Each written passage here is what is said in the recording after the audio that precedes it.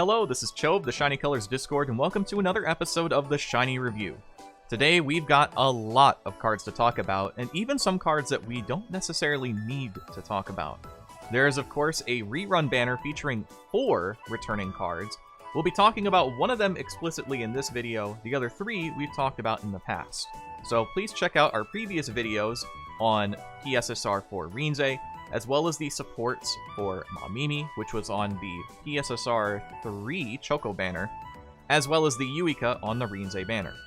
They're all very good, and I recommend pulling for them if you can. So let's go ahead and get things started. Kicking things off, we have Kogane. Kogane 5 is an interesting card, since she's one of the few cases of a dual stat limited card that has nothing to do with Illumination Stars. She's split down the middle almost evenly between Dance and Visual, and benefits from all the Antika support that heavily covers these two attributes. She's a character that in the right circumstances can absolutely delete a judge if she needs to, while also setting up for her above average memory appeal. In an age where link appeals are becoming less common, especially for 5-member units, Kogane being entirely front-loaded on her damage and buffs is mostly ideal for Antika, meaning that they can finally do something else other than play Vocal with Kiriko 4 and Sakuya 4, or the Yuika canon. All of Kogane's passives help her run almost independently, so you could in theory splash her to other teams without a whole lot of effort other than manipulating for lower mental.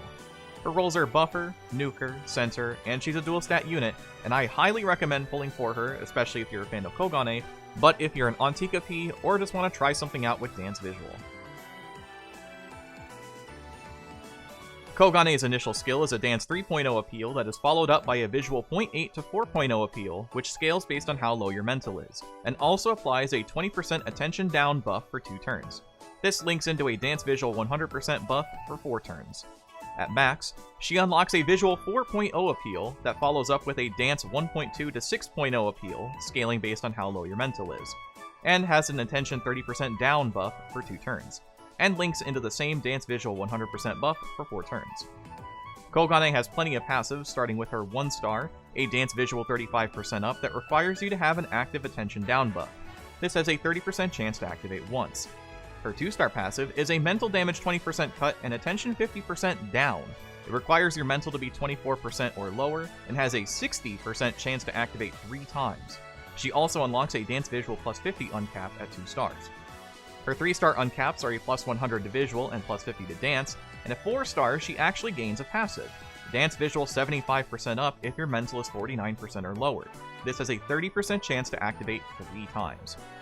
Kogane's memory appeal when maxed out is a maximum Dance Visual 2.5 appeal that scales based on how low your mental is, which is followed up by a Dance Visual 2.0 appeal that scales based on how low your attention is. So this is where the attention down buffing comes into play. For support recommendations, Dance and Visual Antika have so many powerful options for a card like Kogane that you can't really go wrong with any combination of them. You can also opt for the permanent Kiriko if you missed out on the limited, though losing Yuika and Mamimi can be a little bit tough when it comes to building. As for alternatives, SP continues to be the name of the game. Mei and Fuyuko are excellent options for gathering SP and Visual, as well as Mamimi if you lack her limited supports for Dance. Wanderlust Mamimi, the permanent Dance support, can also be considered, but it doesn't quite mesh as well, because Kogane does not necessarily want attention up, she would rather have attention down. For team recommendations, we're actually kinda going back to a previous format, since Kogane's team is going to look mostly the same. Your Kiriko, Yuika, and Sakuya will heavily depend on who you need more. Most of the recent Antika SSRs synergize well with each other, but cards like Yuika 3 will still stand tall. I'm sorta guessing we'll see a new Dance Visual or Vocal Dance Kiriko soon, so we'll keep that one in our pocket for the time being. Overall, Kogane receives very high markings, SS as a center and as a unit. This is another type of memory appeal that will only get better the more you play, finding the means to make the most of dual stat builds. Kogane in the right hands is a terrifying center, and I believe she is going to grow more popular as Antika continues to branch away from Vocal Antika. As a unit, there's really no downside to Kogane as long as you build around her. If you can build units with lower mental than usual and supply Kogane with enough attention down, she becomes one of the hardest hitting units on a single target, a big departure from her usual supportive self. The more copies you can find of her, the more exponential the growth. Kogane is genuinely a powerful unit with the right amount of effort. Next we have the limited support, Juri.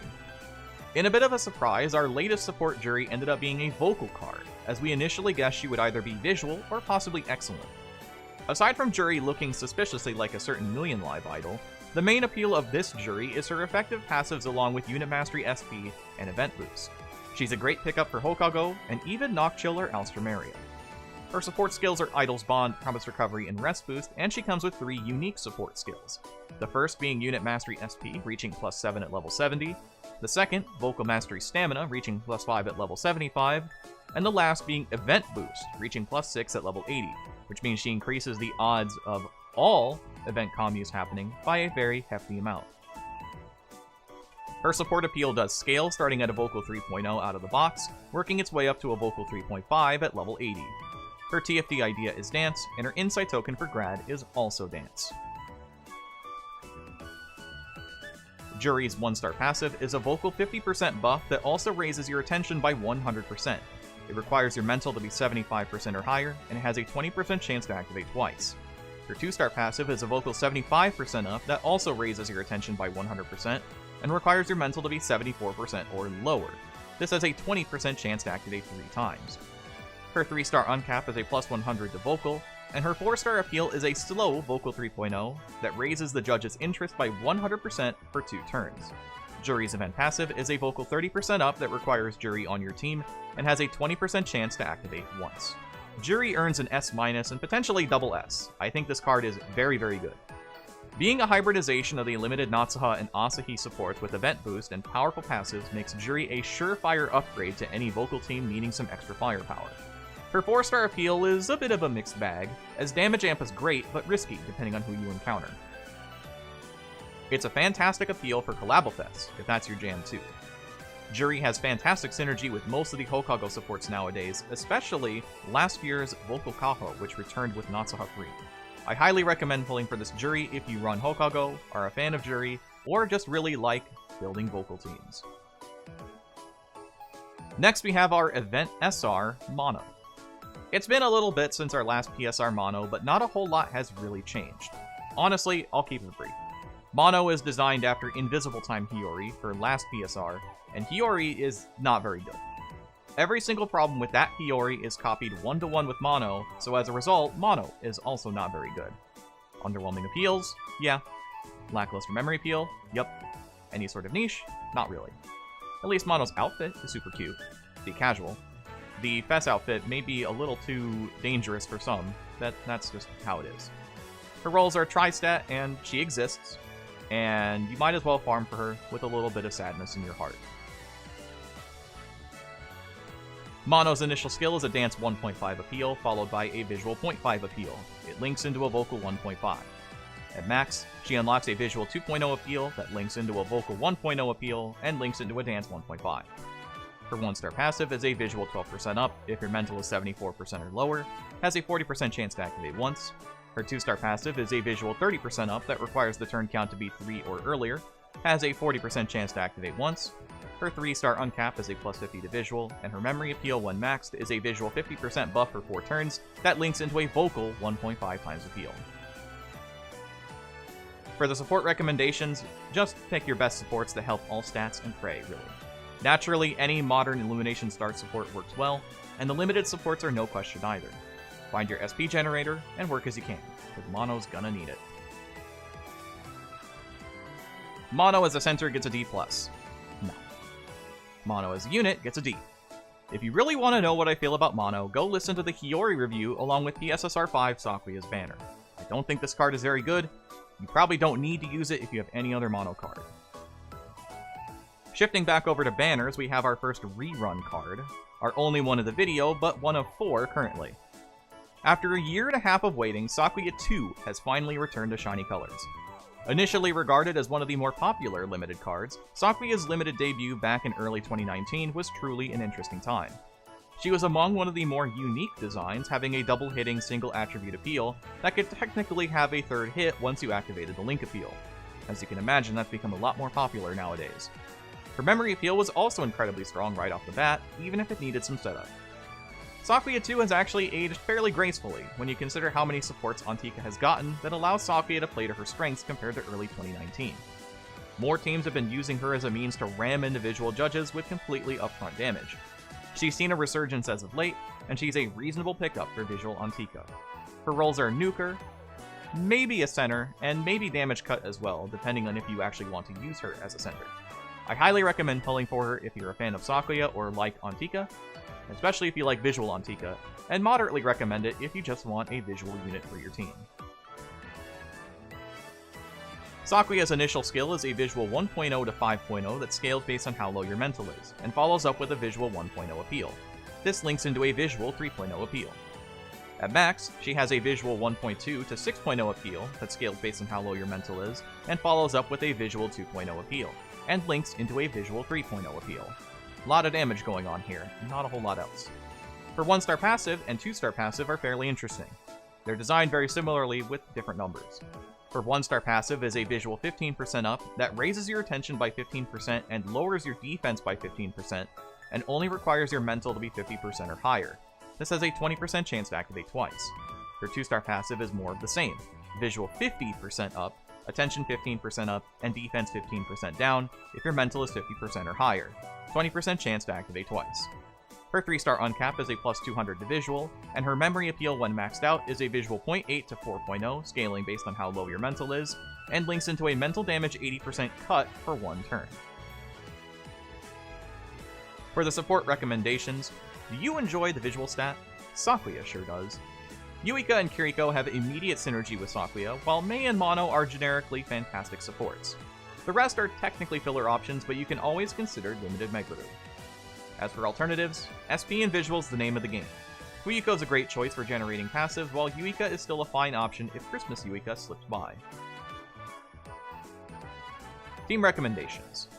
This team variation depends on having Mamimi 4 as your primary center, but Sakuya 2 can act as a backup. Your Kiriko and Kogane choice depends on how much you prefer buffing over pure damage, but I feel the pure damage build at the top fits more of what the game aims for at the moment. Your goal is to hit real hard, use Kiriko as a defensive revive as you need it, and hit as hard as you can with cards like Sakuya, Kogane, and Yuika, and especially Mamimi since she has those AoE attacks. Sakuya as a center earns anywhere from an A to an S+. I think she's very solid. There's a little bit of effort needed to make this memory appeal work compared to similarly damaging appeals, so it loses some marks for being not quite as consistent as you'd hope. However, this does mean that you can technically still have a ton of impact without needing to link appeal, which is what makes Sakuya so powerful right now. Low mental is key, so build for just enough help.